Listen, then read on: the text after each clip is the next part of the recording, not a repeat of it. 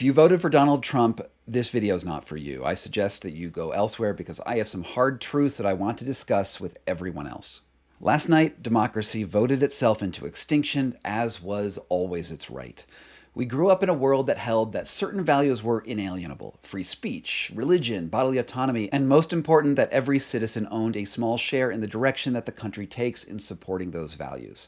The American experiment was a revolutionary idea that supposed it was possible to throw off monarchical decrees and forge a path where every citizen had a real fraction of power.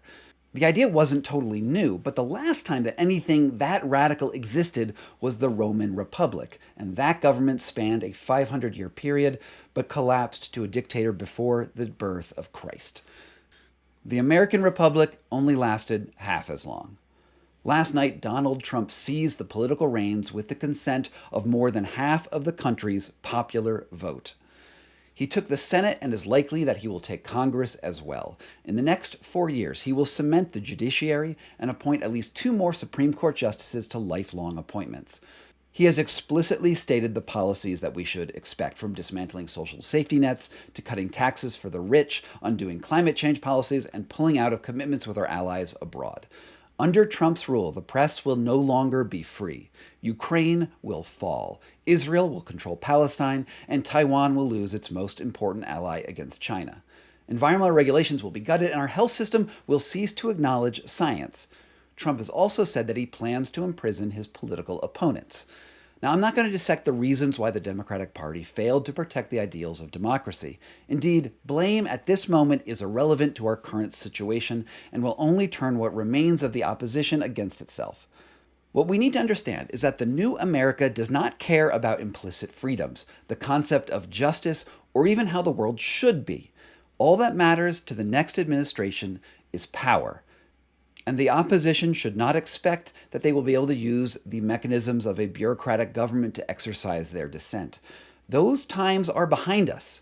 Regulations and courts are no longer on the side of freedom.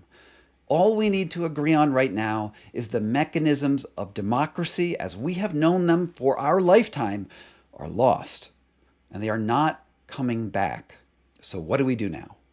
The first thing is that we need to acknowledge the new reality and exercise the power that we actually do have. And I only see 4 paths for an opposition in a post-democracy America: cronyism, revolution, non-cooperation, and techno-futurism.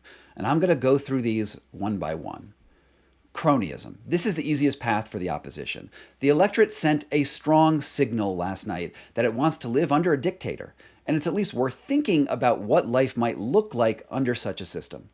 If you are middle class, white, and generally don't make a commotion, a totalitarian system will probably let you continue on mostly as normal.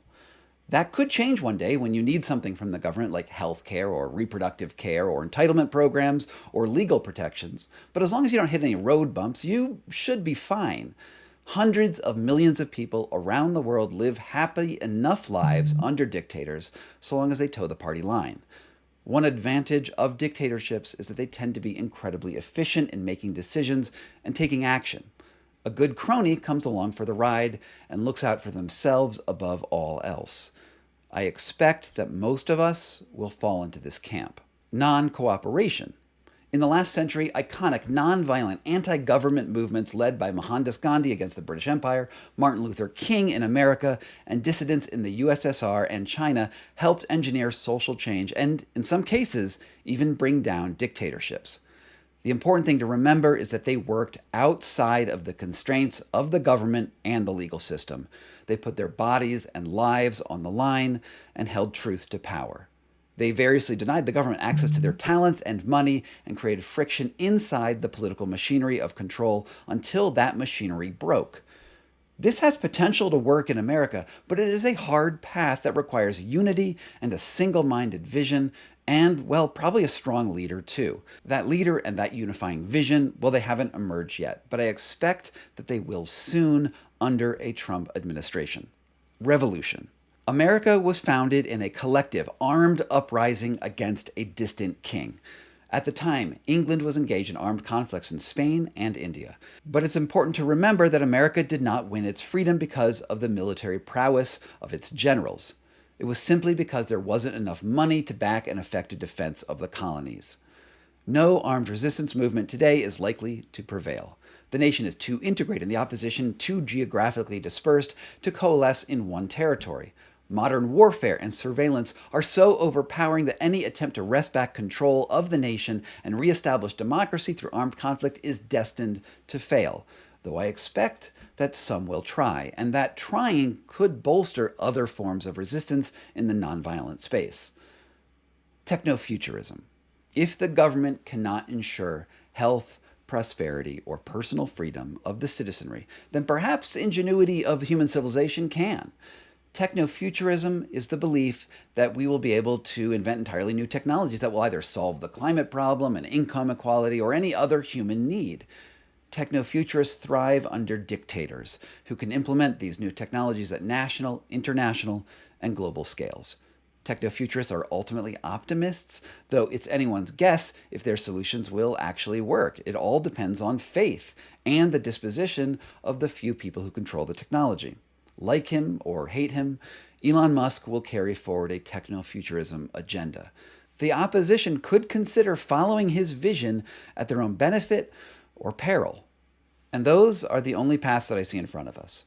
The Democratic Party has failed, and whatever values it espoused, whether they are noble or misguided, will not come up for a vote again in our lifetimes.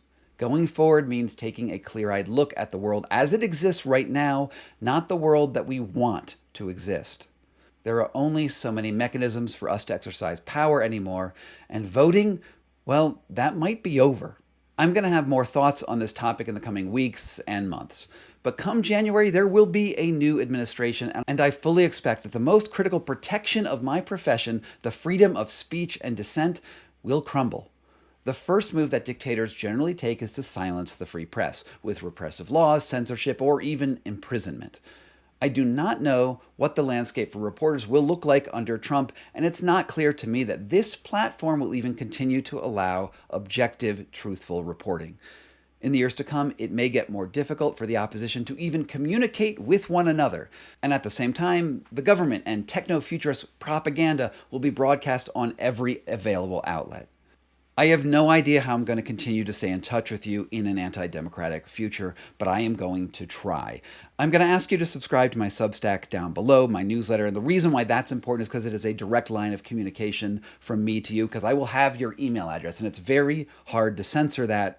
Well, right now, it's very hard to censor that. You also need to subscribe to every other Truth Teller's Substack and newsletter that you have out there, because these platforms, they cannot truly be trusted under an anti-democratic organization. Ultimately, they're here for the profits, and they're going to want to protect themselves more than they will want to protect their users. At least that's my prediction. So please go try to stay in touch with me and the other people out there who are important voices for dissent in the world going forward. I'm going to have more thoughts about specific actions that you might be able to take. And I'm going to try to remain really clear-eyed along the way. I just don't see democracy surviving, and I'm really sorry to give you that message. As students of history, we have to remember that empires fall. Rome fell, and there was a before and after period. Before Rome fell, no one thought it could fall, and then, well, it did. Things change, and that is the only constant in the world. And we have to be prepared for whatever comes next. I hope I'm wrong about this. I really, really hope that democracy and our institutions are stronger than I have given them credit for. But having been all around the world and have recently even visited a dictatorship, I got to tell you that optimism alone is not enough. Thanks so much for watching, and I hope to see you again soon.